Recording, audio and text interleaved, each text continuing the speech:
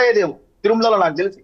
దౌర్భాగ్యం ఏంట్రా అంటే ఇది భారతదేశం వాళ్ళకి వచ్చి హిందువులు తెచ్చుకొచ్చి ఇలా ఎవరు పడితే వాడు ఇలా పిచ్చి పిచ్చి మాటలు మాట్లాడతారు. కానీ వెన్ ఈస్ట్ ఇండియా కంపెనీ వాళ్ళు పెట్టారు, బ్రిటిషర్స్ వాళ్ళు ఈస్ట్ ఇండియా కంపెనీ పరిపాలించిన కాలం తిరుమలలో ఇటువంటి ఇష్యూస్ ఎక్కడ కనబడలేదు. వాళ్ళు ఇంకా చెప్పాలంటే ఒక ముస్లిం మతం దగ్గర నుంచి సంథింగ్ అతను ఒక ముస్లిం అతను ఎవరైతే ఒక అతను అలీఖాన్ జవాదా అనే ఒక అతను దోచుకుంటా ఉంటే అతని నుంచి కాపాడుకోవాలని చెప్పి ఈ రూల్స్ అంతా పెట్టారు. నాకు అదే అనిపిస్తాను, ఈస్ట్ ఇండియా కంపెనీ వాళ్ళు బ్రిటిషర్స్ వాళ్ళే భగవంతుడికి చాలా విలువిచ్చి ఇట్లాంటి వాళ్ళంతా వచ్చి ఏం చేస్తారని చెప్పి వాళ్ళే కొన్ని రూల్స్ అండ్ రెగ్యులేషన్స్ పెట్టారు. దౌర్భాగ్యం ఏంట్రా అంటే మనం ఆయన ప్రభుత్వంలో ఉంటూ ఆయన ప్రభుత్వంలో భాగస్వామ్యం చేస్తూ ఈ రోజు తిరుపతి చూడండి సార్, గరుడ వారధి కట్టుంటారు సార్, ప్రతి రూపాయి వెంకటేశ్వర స్వామి సార్, ప్రతి రూపాయి వెంకటేశ్వర స్వామి. అలాగే స్విమ్స్ ఉంటుంది, ప్రతి రూపాయి వెంకటేశ్వర స్వామి. యూనివర్సిటీ ఉంటుంది, పద్మావతి యూనివర్సిటీ ఉంటుంది, ప్రతి రూపాయి వెంకటేశ్వర స్వామి. నేను అదే అంటాను, ఈ రోజు సెల్ఫ్ డిక్లరేషన్ జగన్ గారు ఖచ్చితంగా ఇవ్వాలి అని ఆయన ఇవ్వడు కాబట్టి నేను ఎందుకు అడుగుతాను. ఆయన ఇవ్వడు, జగన్మోహన్ రెడ్డి సెల్ఫ్ డిక్లరేషన్ ఇవ్వడం తెలిసిన తర్వాత అడిగేవాడు మూర్ఖుడు చెప్పాలంటే.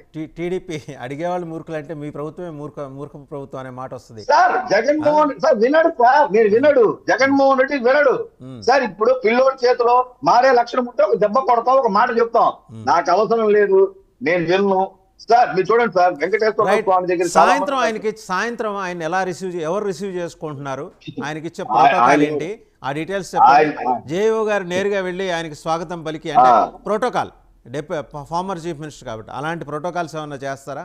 ఎందుకంటే మళ్ళీ ఆ మీమాంస కూడా ఉంటుంది కదా, సెక్షన్ 30 పెట్టేది మీరే, ప్రోటోకాల్స్ ఇచ్చేది కూడా మీరే. సెక్షన్ 30 బాగా నేర్పించింది జగన్మోహన్ రెడ్డి సార్. అందరు రాష్ట్రంలో సెక్షన్ 30 అనేది నేర్పించింది ప్రజలకి, బలంగా ఒక సెక్షన్ వాడని చెప్పింది జగన్మోహన్ రెడ్డి. దౌర్భాగ్యం సార్, సెక్షన్ 30 అంతా కాదు సార్, ఆయన అలిపిరిలోనే బయట వచ్చి నేను డిక్లరేషన్ ఇస్తున్నా అని ఒక మాట చెప్పాలా. రెండో మాట, నేను హిందువుని ఎందుకు డిక్లరేషన్ ఇవ్వాలా, హిందువుని ఎందుకు డిక్లరేషన్ ఇవ్వాలి అన్నాడంటే అతను ఎవరు ఆపేసే వ్యక్తి ఎవరికి కూడా లేదు. మళ్ళీ మీ దగ్గరకు వస్తా. ఒకసారి శ్రీధర్ శర్మ గారు, టీడీపీ నాయకులు జేఏసీ కూడా పెట్టి నిన్న పెద్ద ఎత్తున ఆందోళన చేశారు. శ్రీధర్ శర్మ గారు, జగన్ ఎట్టి పరిస్థితుల్లో అడుగు పెట్టనివో, మేము రక్తపాతమే అనే పద్ధతిలో ఎందుకు అడ్డుకుంటారు,